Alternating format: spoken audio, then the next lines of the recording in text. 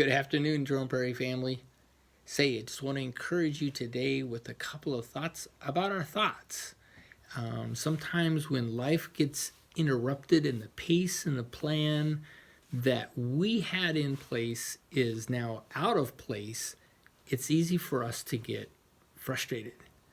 And I'm sure that hasn't happened to you, but my life has been pretty close to 50% chaos since this whole thing has come about, trying to learn how to communicate with video materials and prepare things on different schedules.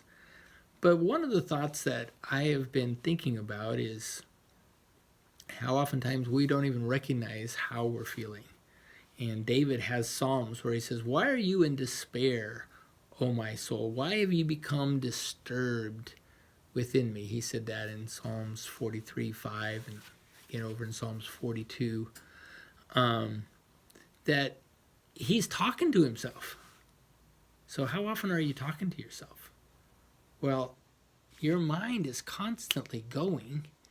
In fact, some of the studies have said that we could have up to 60,000 thoughts a day. So that's only what? 2,500 thoughts an hour, 41 thoughts per minute. You're thinking a new thought every 2 seconds. But sometimes those can be negative thoughts. Sometimes those can be discouraging thoughts. I'm such a failure. I never do anything right. God's not going to come through for me. It can step into our spiritual realm where it's not just about what I look like or how I'm performing, but even to how I see God. And so God encourages us to think about what's true, what's right, what's good, what's excellent.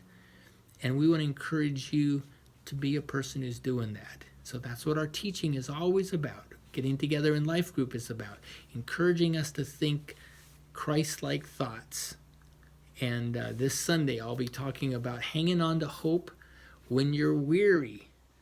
And waiting doesn't tend to be our favorite activity, but we end up doing a lot of it. And particularly right now, we wait for this to change. We wait for that to open up again. But hope for the weary. How is it that you can learn to do difficulty well? How do you stay focused?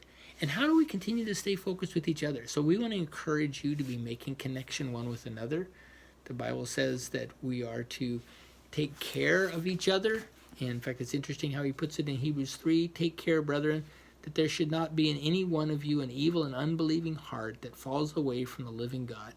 But encourage one another day after day, as long as it is still called today, so that none of you will be hardened by the deceitfulness of sin." So right now, when we're not getting together, I want you to make connections. And whether you're using your phone, whether you're using your computer, whatever it takes, you can use these fancy things called pen and paper. They were invented a long time ago. Put a stamp on it. Find a way to encourage somebody else. He says here that we're to do that day after day, as long as it's called today. So if you get this and listen to this, your today is today. That you would take each day and say, is there somebody I could encourage in the church family? And then I want you to think about, is there somebody I could encourage outside our church family? So let's use this distancing of socialness to actually make greater connection, to work at what we can work on so that we can get closer together as a family and closer to Christ. So, hey, my prayers are with you. Looking forward to seeing what God's doing in your life. Keep us informed with email or with text. We want to know how God's working. And share with us any needs you have that we can help you out with. We want to do that. That's what family does for each other. God bless you guys. Have a great day.